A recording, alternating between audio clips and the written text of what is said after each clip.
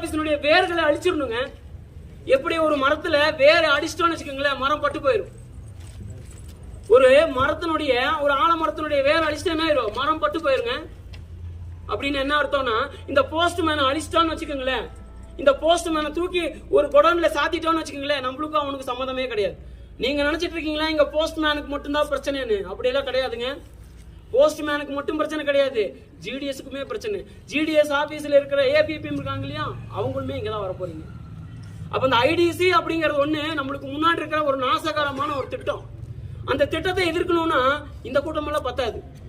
குருட்டு சார் சொன்னார் இல்லையா, அப்ப லவ்வர்ஸ் டேக்கு எவ்வளவு கூடுறாங்க, அந்த விழுக்கு அதை விட இங்க கூட்டம் கூடணும். ஏன்னா இது நம்ம மட்டுமே கூடக்கூடாதுங்க, நம்மளுடைய ஃபேமிலியும் கூடணும். ஏன்னா நான் போய் சம்பளம் கொடுத்தாதான் என்னுடைய ஃபேமிலி நடக்கும்.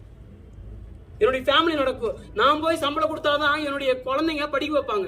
இனிமேல் அந்த சம்பளத்தை யார் கொடுப்பானா, ஐபிபி காரன் கொடுப்பான். எப்படி நேத்து வந்து 170 வருஷமா இருக்கிற இந்த டிபார்ட்மெண்ட்டினுடைய சேவைகளை 8 வருஷமா 6 வருஷமான ஐபிபி காரங்களுக்கு வித்துட்டாங்க. அப்ப இந்த போஸ்ட்மேனுக்கு மட்டும்தான் பிரச்சனையா அப்படின்னு கேட்டா அப்படி எல்லாம் கிடையாது. இது மினிமேல் 3 ஷிஃப்ட் ஆக போகுது. 6 to 2, 2 to 10, 10 to காலையில, விடிய காலையில. இத நீலகிரியில யாருக்கு டீ கடையில யாருக்கு டீ ஆத்துறதுங்க?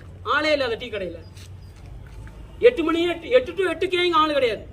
இந்த போஸ்ட் ஆபீஸ்ல 8 to 8 இங்க ஆளு கிடையாது. அப்புறம் காலையில 6 மணி இருந்து அடுத்த நாள் 6 மணி வரைக்கும் நாங்க சர்வீஸ் செய்ய ரெடியா இருக்கிறோம். ஆனா எங்களை விற்காதுன்னு நம்ம சொல்றோம். நாங்க சர்வீஸ் செய்ய சளைச்சவங்க கிடையாது. எங்களை இன்னொருத்தனுக்கு ஏன் விக்கிறீங்க? எங்ககிட்டயே அந்த சர்வீசஸ் கொடுங்க. அந்த ஐபிபிங்கிறது என்ன, அவ்வளோ நாங்க தானங்க செய்யறோம். எங்களுடைய எம்ப்ளாயி தானே செய்யறோம். 4.5 லட்சம் பீப்புள் நம்ம தானே செய்யறோம். அவன் 2 பேர் இருக்கிறான். நீலகிரியில 181 போஸ்ட் ஆபீசஸ் இருக்கு. ஒண்ணு மூடியாச்சு. 180 போஸ்ட் ஆபீஸ் இருக்குது, பிஓஎஸ் எல்லாமே சேர்த்துனா. ஆனா இங்க 2 பேர் நிர்வகிக்கிறான். 2 பேர் நிர்வகிக்கிறான். அப்ப எப்படி அர்த்தம்? பானை இல்ல யானை சேர்த்துற மாதிரியா? இப்படியா இருக்குது? அப்போ நம்ம முழிக்கலைங்க, நம்ம போராடலைங்க. நம்மளுடைய ரத்தத்தை உறிஞ்சிட்டு இருக்கிற ஐபிபி நம்மளுக்கு கமிஷன் கொடுக்குற எவ்வளவு தெரியுமா? 10 பைசா. இப்ப டோர் ஸ்டெப் கமிஷன் கூட தூக்கிட்டான். ஏன்னா அவன் கொடுத்துதான் நம்ம வளர்ந்துட்டோம். தூக்கிட்டான். அப்ப ஐடிசி என்ன அப்படின்னா 1 2 கிடையாது, 80 போஸ்ட்மேனை ஒரே இடத்துல அடக்கி வைக்க போறாங்க. அப்ப 80 போஸ்ட்மேனை எனக்கு தெரிஞ்சு இந்த ஊட்டியில் இருக்கிற இளநிலையில இருந்து இந்த பக்கம் இருக்கிற சாண்டிநாளா வரைக்கும் இந்த சாண்டிநாளா வரைக்கும் ஒரு இடத்துல நம்ம குவிய போறோம். ஒரு இடத்துல குவிஞ்சிட்டேன்னா இந்த ஆபீஸ் பத்தாது. அப்ப அந்த ஆபீஸ்ல என்ன சார் பண்றது? அதெல்லாம் நான் டெலிவரி ஆபீசர்ஸ். தயானந்த் சூப்பரான ஒரு எக்ஸாம்பிள் சொன்னாரு. ரேஸ் கோர்ஸ் வந்து நான் டெலிவரி ஆபீஸ்ங்கறனால தான் அதை க்ளோஸ் பண்ண முடிஞ்சது. போஸ்ட்மேன் இருந்தா க்ளோஸ் பண்ண முடியாது. ஏன்னா அந்த மக்களே அவனை க்ளோஸ் பண்ண விட மாட்டான். இப்ப ஸ்டோன் ஹவுஸை க்ளோஸ் பண்ண முடியாது. ஏன்னா அங்க போஸ்ட்மேன் இருக்கிறான். அப்போ இப்ப நான் டெலிவரி ஆபீசர்ஸ் எல்லாமே ஆயிடுச்சுன்னு அடுத்தது ஸ்டோன் ஹவுஸ் தான் வரும். ஸ்டோன் ஹவுஸ்ல போஸ்ட்மேன் இல்ல, அவங்களுக்கு என்ன வேலை? Stone house, next stone house, அதுக்கப்புறம் மேரி சில், அதுக்கப்புறம் சாண்டிநாளா, கடைசியா எச்ஓ க்ளோஸ் பண்ணிடுவாங்க. அப்ப நம்ம எல்லாம் எங்க போறதுன்னு கேக்குற. அப்ப 2 பேரு 731 பேரை நிர்வகிக்கிறாங்க. நம்மளுடைய ஸ்ட்ரென்த் எவ்வளவு தெரியுமா? 731 பேர் வேலை செய்யறது. 655 பேர் வேலை செய்யறோம். 655 பேரை இந்த 2 பேர் நிர்வகிக்க போறாங்க. அது எப்படி? போஸ்ட்மேன் எப்படி போயாச்சு. அப்புறம் பிஏ எல்லாம் இகேஒய்சி அப்படின்னு ஒண்ணு வந்துச்சு. நான் நினைச்சுக்கிட்டேன் இகேஒய்சி நம்மளுடைய ப்ராடக்ட்னு நினைச்சுக்கிட்டேன். ரொம்ப சந்தோஷப்பட்டேன். இகேஒய்சி வந்து நம்மளுடைய ப்ராடக்ட்னு ரொம்ப சந்தோஷப்பட்டேன். ஆனா மெசேஜ் வந்து ஐபிபி காரன் அனுப்புறான். ஏன்னா என்னுடைய போஸ்ட் ஆபீஸ்ல என்னுடைய அக்கௌண்ட் நான் காசு எடுக்கிறதுக்கு நீ ஏன்டா மெசேஜ் அனுப்புற? என்னுடைய போஸ்ட் ஆபீஸ்ல என்னுடைய காசை நான் எடுக்கிறதுக்கு நீ ஏன் மெசேஜ் அனுப்புற அப்படின்னு என்ன அர்த்தம்? நம்மள கேட்காமையே வித்துட்டான்னு அர்த்தம்.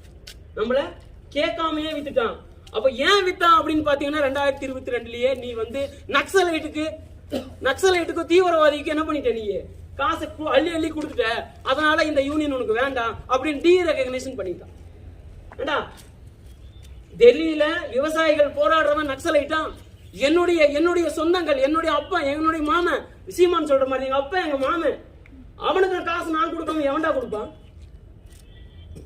அப்போ இந்த டீரெகக்னைசேஷன் 80% ஊழியர்கள் கொண்ட ஒரு யூனியனை டீரெகக்னைசேஷன் பண்ணதுனால வந்த கேடுதாங்க. ஏன்னா போராடுற ஆள் இல்ல. யாரு போய் போராடுறது? யார் வழி நடத்துறது? 80% மக்களையே முடக்கி வச்சாச்சு. அப்புறம் இப்ப அதையும் தாண்டி நம்ம வந்திருக்கிறோம்.